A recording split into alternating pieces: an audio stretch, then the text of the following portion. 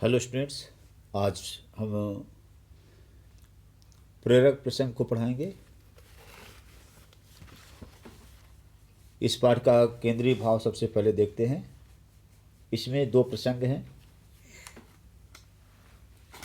पहले प्रसंग में उज्जैनी के महाकवि माघ के चरित्र और आचरण को चित्रित किया गया है। राजा भोज के साथ महाकवि माघ का राह चलते एक वृद्धा से वार्तालाप होता है, बातचीत होती है। कवि माघ अपनी विद्वता के घमंड में चूर रहते हैं और वृद्धा कवि माघ की अभिमान युक्त उसके पांडित्य को अस्वीकृत करते हुए उन्हें विनम्र और शालीन बनने की सीख देती है। व्यक्ति की विनयशीलता, विनम्र और शालीन आचरण उसकी विशेष पहचान होती है, तो अपने धन और ज्ञान वैभव से भी अभिमान रहित रहने वाले लोग संसार में महान बनते हैं। दूसरे प्रसंग में प्रकृति को ईश्वर का ही दूसरा रूप माना गया है। मनुष्य सृष्टि का ही एक अंश है और जब मनुष्य सृष्टि के जड़ चेतन से अपना तादात्म्य स्थापित कर लेता है तब उसका जीवन सार्थक होता है। यदि मानव अहंकार या घमंड में चूर होकर के अपने ज्ञान को भी सर्वश्रेष्ठ मान करके व्यवहार करने लगता है तो वह अपना ही अहित करता है। विद्या तो विनयशीलता से ही सुशोभित होती है। कहा गया है, विद्या ददाति विनयम। मानव जीवन प्रकृति प्रदत्त निःशुल्क वरदानों से ही सुखी और संपन्न है, अतः इनके ही प्रति आदर भाव मानव मात्र का सहज और स्वाभाविक कर्तव्य है। स्टूडेंट्स, तो सबसे पहले प्रेरक प्रसंग की तरफ चलते हैं। इसमें जो कहानी है उज्जैनी की है। उज्जैनी के महाकवि माघ को अपने पांडित्य का बड़ा अभिमान था। कभी कभी उनके आचरण से उसकी झलक भी युक्त मिलती थी, पर क्योंकि वो राजा के खास आदमी थे, है ना, महाकवि थे, तो उन्हें छेड़ने का कोई साहस नहीं करता था। एक बार क्या हुआ कि माघ जो है तो राजा भोज के साथ में वन विहार से लौट रहे थे। रास्ते पर एक झोपड़ी पड़ती, एक बुढ़िया उसके पास बैठी चरखा जो तो चला रही थी। माघ ने बड़े प्राउड से, अभिमान से पूछा, यह रास्ता कहाँ जाता है?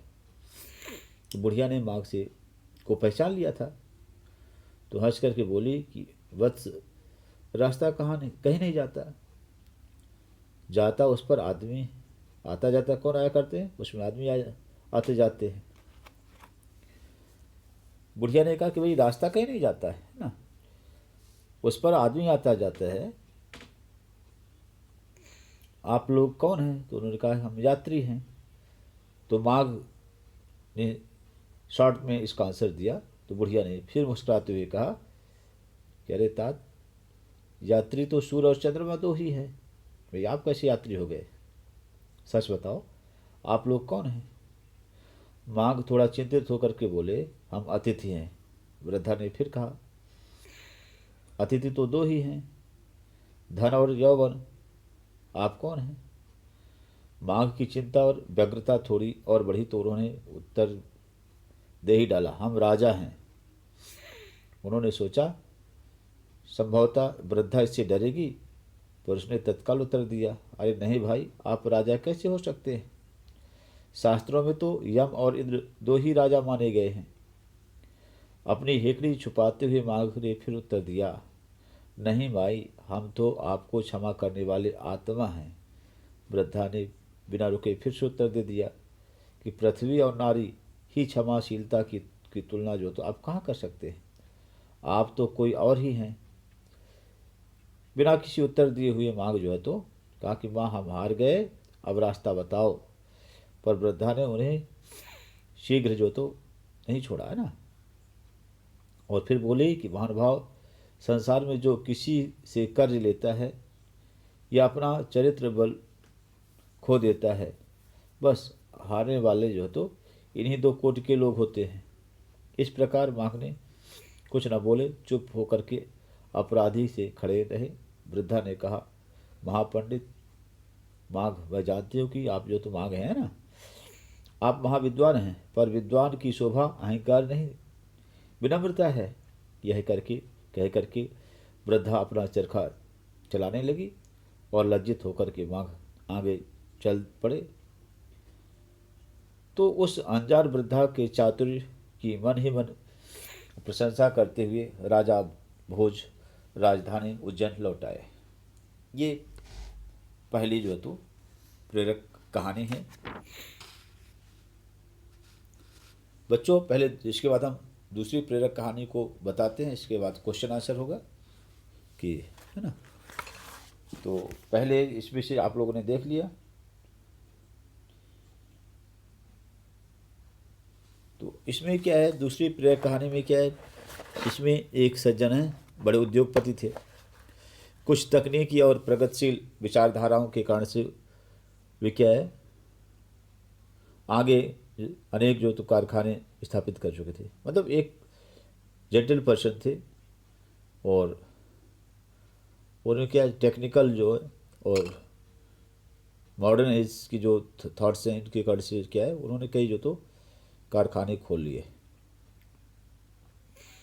उनका जो पोता था वो विदेश में हायर एजुकेशन के लिए जो तो मैनेजमेंट की शिक्षा के लिए गया, मैंने उच्च प्रबंधन की शिक्षा लेने के लिए गया और अपने पिता दादा के बिजनेस को आकर के संभालने लगा। एक नए कारखाने की शुरुआत होनी थी जिसके लिए भूमि पूजन का आयोजन किया जाता है बच्चों। खासतौर पर जब कभी कोई मकान बनाया जाता है, किसी रास्ते आदि की शुभारंभ होती है, तो उसकी नींव रखी जाती है, उसके पहले भूमि पूजन होता है। तो उस भूमि पूजन की प्लानिंग की गई, है ना।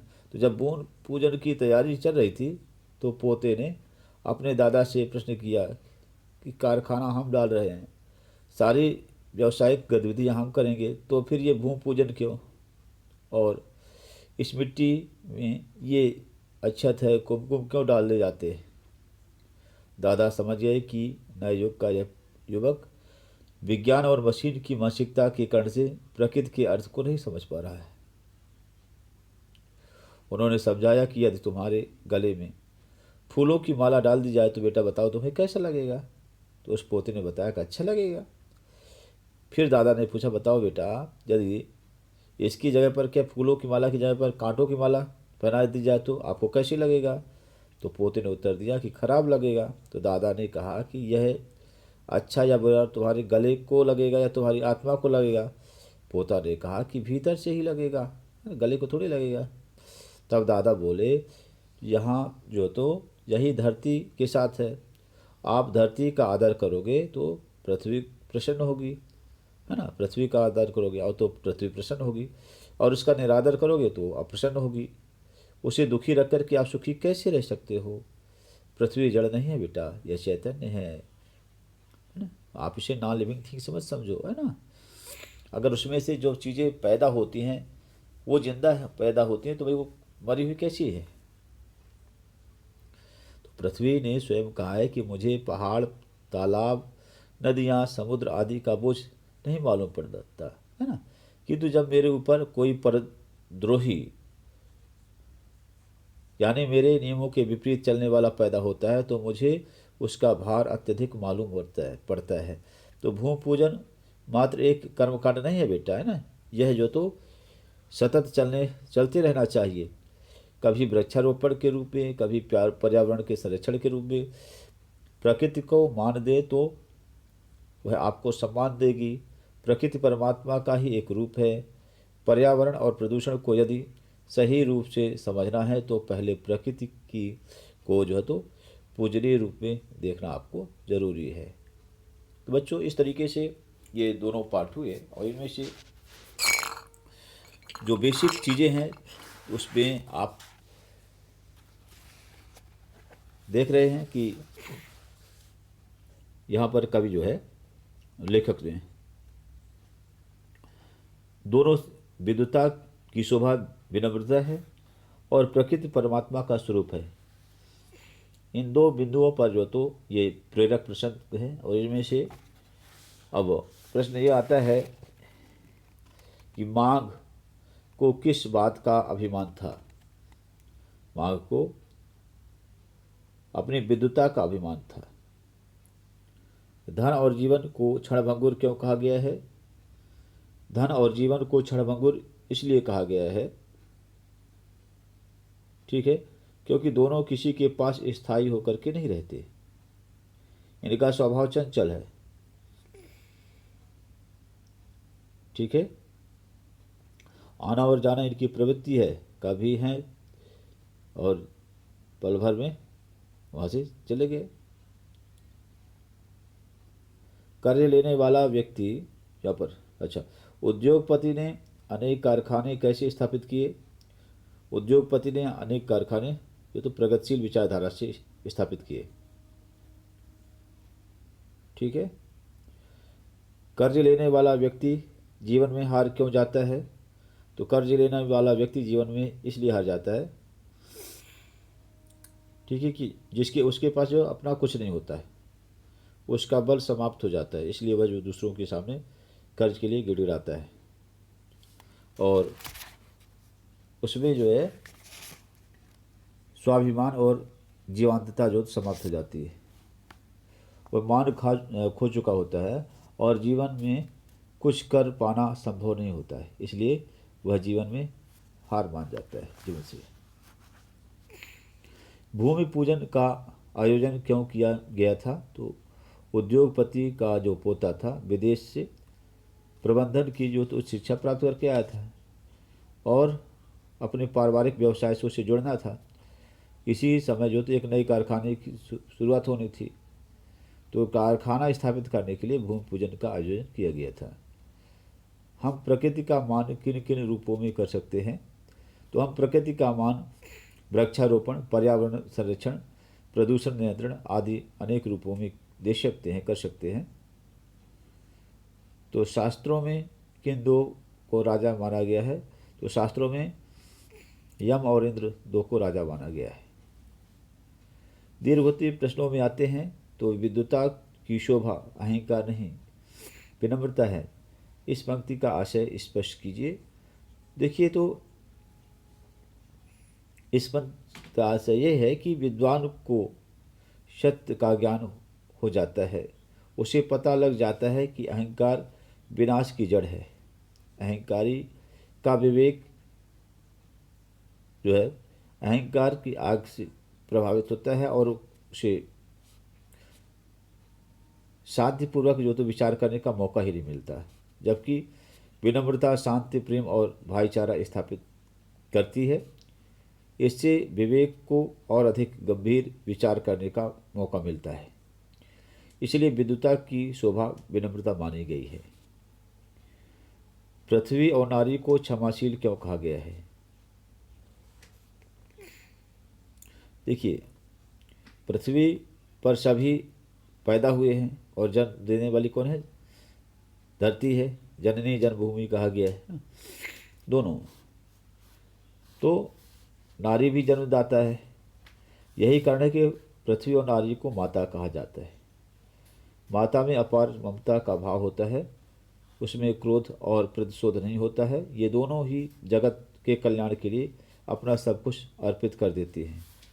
फिर भी हम जो तो उनके साथ अच्छा व्यवहार नहीं करते हैं, किंतु पृथ्वी और नारी हमें क्षमा ही करती रहती है, इसलिए इन्हें क्षमाशील कहा गया है। कभी माघ को वृद्धा के सामने लज्जित क्यों होना पड़ा? तो कभी माघ जो तो बहुत घमंडी स्वभाव के थे, ठीक, उन्हें अपनी विद्वता पर अभिमान था। उन्होंने जो तो अभिमान पूर्वक जो वृद्धा से प्रश्न किए थे और वृद्धा ने सरल ढंग से जो तो अकाट्य उत्तर दिए। इस कारण से उन्हें क्या है, उस वृद्धा के सामने लज्जित होना पड़ा। प्रकृति को पूजनीय रूप में देखना क्यों जरूरी है? प्रकृति जो होती है वो जीवधारियों का तो अस्तित्व जो होता है वो प्रकृति पर ही होता है। प्रकृति के असंख्य उपकारों का जो तो बदला देना संभव नहीं है, परंतु हमें अपने ऊपर अनुकंपा बनाए रखने के लिए जो प्रकृति के प्रति पूजनीय भाव तो रखना ही चाहिए। मानव का इसी में कल्याण है। अगला क्वेश्चन है, प्रकृति को किसका भार अधिक लगता है और क्यों? तो प्रकृति के यहाँ पर इसमें से प्रकृति को क्या करना चाहिए, बल्कि धरती को जहाँ पर बात आई थी, तो प्रकृति को के समस्त क्रियाकलाप जो तो नियमों पर बंधे हैं। सूर्य, चंद्रमा, वर्षा, गर्मी, सर्दी सभी अपने नियम से आते और जाते हैं। सभी प्राकृतिक वनस्पतियाँ, फल फूल आदि सब जो समय पर चक्र को स्वीकार करते हैं। तो इन सब के भार जो तो पृथ्वी जो तो सहर्ष धारण कर लेती है, लेकिन जो परद्रोह जो होता है ना, उसका भार उस प्रकृति को भारी लगता है। परद्रोही का यहाँ पर मतलब है जो प्रकृति के नियमों के खिलाफ काम करता है, उसका भार जो है तो प्रकृति को यहाँ पर धरती को ज़्यादा लगता है। प्रकृति परमात्मा का ही एक रूप है, इस कथन का इसको स्पष्ट कीजिए। तो प्रकृति जो है परमात्मा का एक रूप है।